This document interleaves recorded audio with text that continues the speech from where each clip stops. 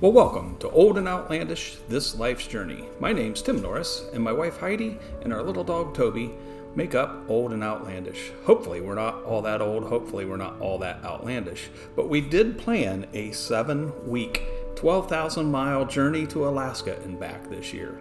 We picked up our best friend Tara at Calgary Airport, and she accompanied us all the way to Anchorage, Alaska.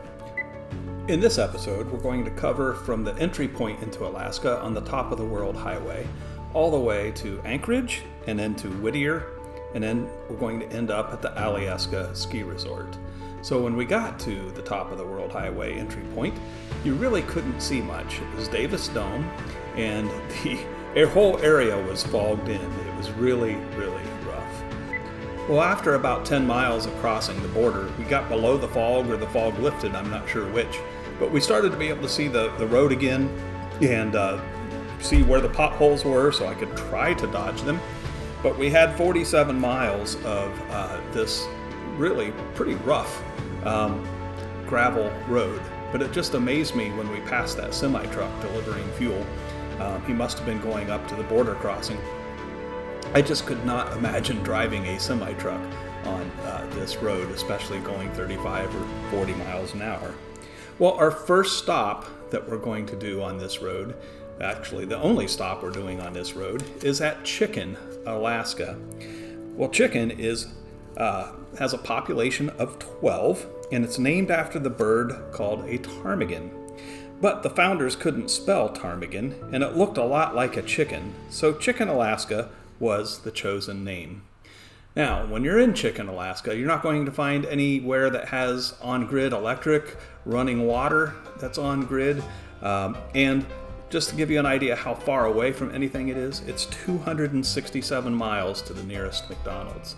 You can see what our truck looked like once we got there. It definitely needed a bath.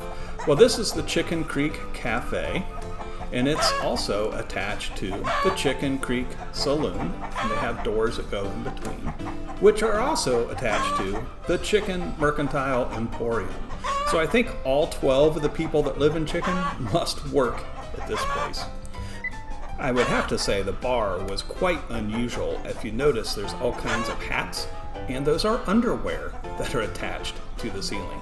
So if you're a woman and you want to get the drink called the panty cannon, you buy the shot, take the shot, cut your underwear off of your body, and stick it down into a cannon. They shoot it up and tack it to the ceiling. I also liked the Cluck Norris drink that they had. I thought that was pretty interesting.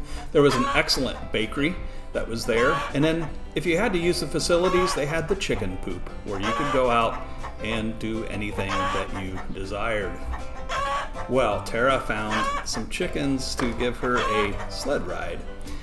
And they had a beautiful old dredge there because this was a gold mining area. And this dredge worked the gold mines. So they had a lot of neat statues there and a bunch of signs telling you how far away it was from each different location.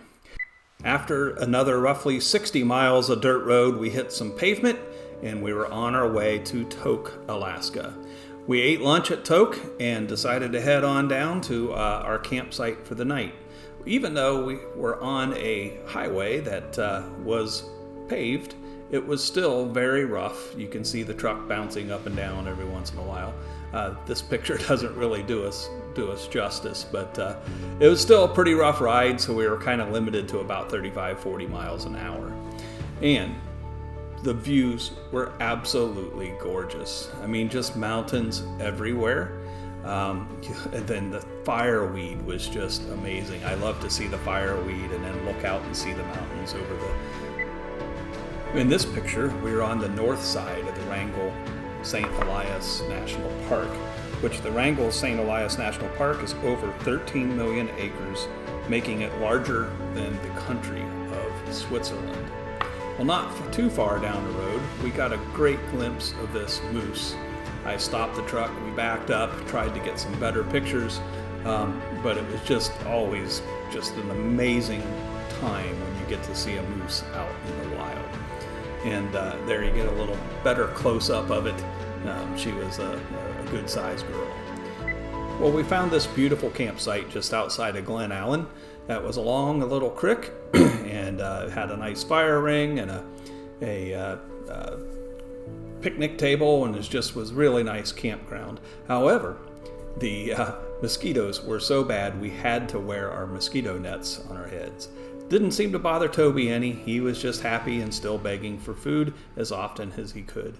They actually had some bathrooms and a nice pathway to get there, and look at that neat tree and all the growths that are on it. Well, the next morning we had a good breakfast of bacon and eggs, and Toby, believe me, was out there begging. And we started to head on our 200 or 180 mile journey, I guess, to Anchorage to set up camp for the day. Well, it was really kind of foggy and you couldn't see a whole lot. But on our way, we heard on the radio that there was a bear mauling. A bear actually mauled a person that was hiking in a park near Anchorage just a few hours earlier. And we decided to think, well, what's the difference between a bear mauling and a bear attack? So at the time we Googled it, and basically we were told that the difference between a mauling and attack was the intentions of the bear. And I thought, really? If either one happens, I don't care what its intentions are. And how are you going to know what the intentions of the bear were anyway? Oh well, who knows? I guess maybe they sit down with the bear afterwards to figure that out. Well, this is your first glimpse of the Matanuska Glacier. The Matanuska Glacier is the largest glacier in the U.S. that is reachable by a vehicle. The glacier itself is 27 miles long and 4 miles wide at its widest point. At first glance, when you look at the glacier, you just think it's the part that looks like snow. But actually, the glacier is both the white and the dark part. Now, the dark part's where the glacier has picked up a lot of debris as it's carved its way down through the mountains and created valleys and picked up all these rocks and boulders. And then as the sun starts to melt the glacier, those rocks are left on top. So even though it looks like it's just a pile of rocks, it's actually ice with rocks inside of it. Well, about 2 hours south, you arrive in Anchorage, Alaska, where we set up our camp at a campsite that was right in town and just a half mile from downtown. Well, Anchorage is actually known as the City of Flowers, and with the amount of daylight that they receive in the summer, the colors are very vibrant. There's a lot of big buildings there, and just like pretty much any other city. And the Cook Inlet splits right at Anchorage, and it splits into the Nick Arm and the Turnagain Arm. And the 49th State Brewing Company sits right at that split, and you can look out from while you're eating up on the upper deck and see both the Turnagain Arm and the Kirk Arm and the Cook Inlet. Very interesting. Well, we stopped at this beautiful spot where there is this beautiful waterfall, and we decided we wanted to hike what they call the Turnagain Arm Trail. And so we started and walking up this trail, and it's very, very beautiful, very lush, very dense, a lot of growth. You'd have weeds rubbing, each side of you as you were going through there, but it was still a pretty well traveled trail. We kept going higher and higher and climbing up the mountain. You can see the railroad tracks down below. And we just were having a great time. Again, you can see the trail is a little narrow, and you're starting to rub some of the fireweed and things like that. But there you can see a good glimpse of the Turnagain Arm, and then that's the Cook Inlet out there where it gets wider. And there you can see our truck down in that parking lot. But there's still plenty of mountainside to go ahead and continue climbing up. Well, we climbed up till we got to an area of rocks that there was a rock slide, and as you stepped on those rocks, they would start to move and slip and slide, and it was pretty much a sheer drop off straight down to the road, and we decided we were going to go ahead and turn back. So I wish we could have made it all the way up to the top, but our skills weren't good enough to get there. So we decided to go ahead and go the other direction on the trail. This trail was a lot wider, a lot more used. Forest was absolutely beautiful. These trees with the bare woods underneath it just looked great. And then we saw this bear scat, and I actually put my walking stick in it, and it was fresh. And then about a couple hundred feet more further, we saw some mud and a moose track, and we decided we did not want to get either mauled or attacked by a bear, so we decided to head back down to the pickup truck. But we still had, I think, about a 2-hour walk or hike, and we had a really good time, and we were all glad to get back to the pickup truck. Now, we got along the side of the road, and here came this train. Beautiful, beautiful train. He honked, stuck his arm out the window, waved at us, and we got back in the truck, and we ended up passing the train, and so we honked and waved, and the engineer stuck his arm out again and waved at us and honked again. As you start driving down the highway towards Homer, you just start to get in, seeing the inlet getting smaller and smaller, and you just start to see glacier after glacier after glacier. Just an amazing view. Now this is in July, and there's this much snow and ice still there.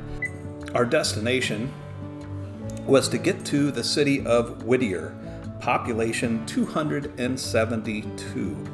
Now the only way to get to Whittier, it sits about 58 miles southeast of Anchorage, is to go through the Whittier or Portage Tunnel.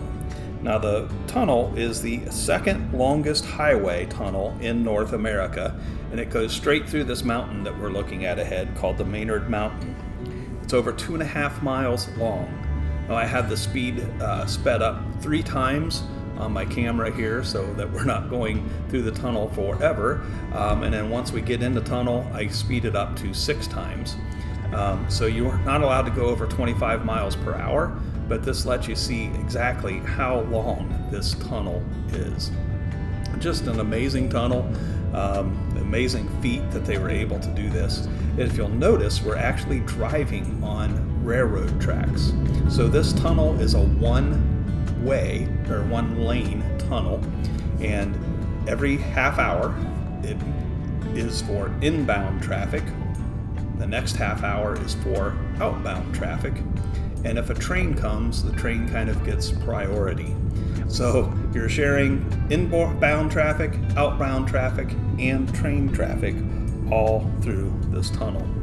And it just is amazing to me to look at. This is just solid rock, and how long you're actually in this tunnel. And it just seems like it takes forever till you get to the other end. But just an incredible, incredible feat. But once you get to the other end, it's like you're in a whole nother world. This tunnel closes at 10:45, so the last way to get out of the tunnel, the last time to get out is 10:45. And if you don't make it out by 10:45, you're stuck in Whittier for the whole night, because it doesn't open up again until 6:45 in the morning. It just amazes me when you exit the tunnel how it does truly feel like you're in a different world. On the other side of this mountain is the Prince William Sound. So this is a port city, and that's why the railroad goes here. This is the easiest way to get goods from the lower 48 into Alaska. And so as soon as you get out, you start to notice the Prince William Sound over to the left. And then you look at all the mountains on either side. There's waterfalls everywhere. This area actually gets a total of 197 inches of rain a year. That's 197 inches. This is a true rainforest. There's the building, that building that's in the background there, and you can see the big waterfalls up above it, the glaciers melting. But that building houses 89% of the residents in that town. This building here was another Army barracks that was built for the town back during World War II, and that's what this town was made for, was to get goods in and out for World War II. Now there's 272 residents, and I don't know how many boats are here, so there's obviously way more boats than there are residents. So a lot of people will commute from Anchorage to come out here and get their boat. Not exactly why they put them here instead of putting them somewhere in Anchorage, but it definitely gives you access, though, to a totally different part of the ocean. Again, there you can see some of the fireweed. I just love the look of the fireweed. This chain was humongous. I wish it wasn't in that box. I'd love to see it all laid out, but it was just a really big chain. A lot of interesting stores, a lot of shopping. The girls really enjoyed that. And of course, I enjoyed the seafood that we had.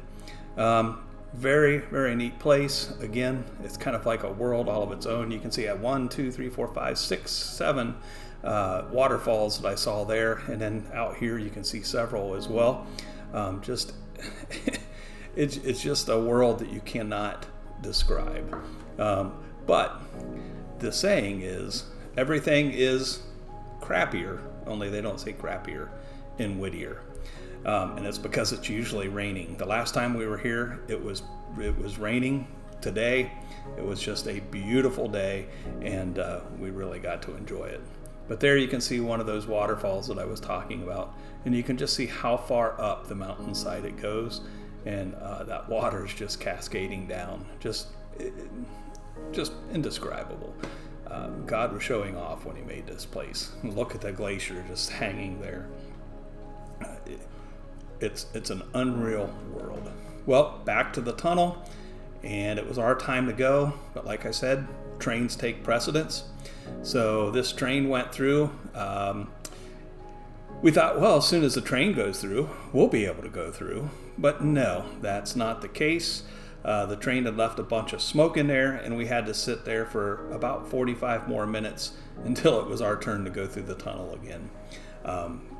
They wanted to make sure all the smoke cleared out. Well, on the other side of the tunnel, there's a little pull off you can pull off, and you can see 6 or 7 different glaciers, all from that pull off.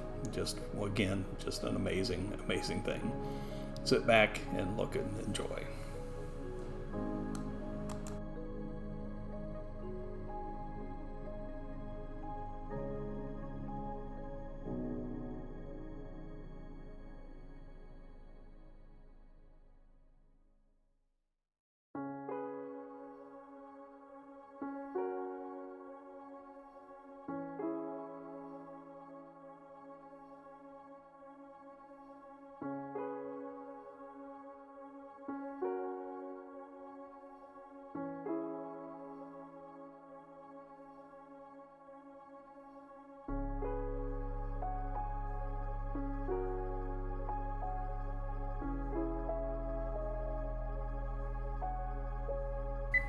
Well, you can't drive this close to Aleyeska Ski Resort without stopping. So Aleyeska Ski Resort is a 304-room hotel and resort. It has a spa, several restaurants, and some beautiful grounds that you can walk.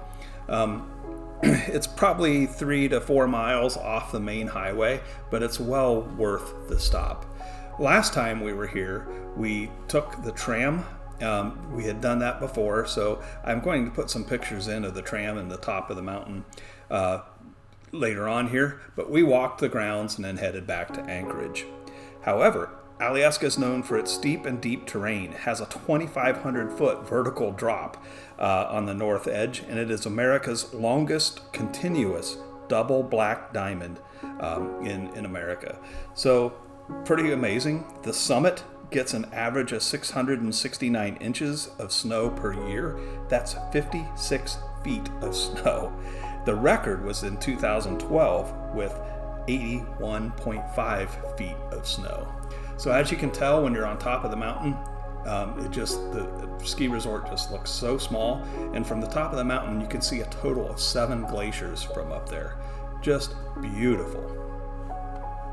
Well, after 2 weeks of all 3 of us living in this very, very small camper, we decided to drop Tara off at the airport. And this was the end of her part of the journey with us.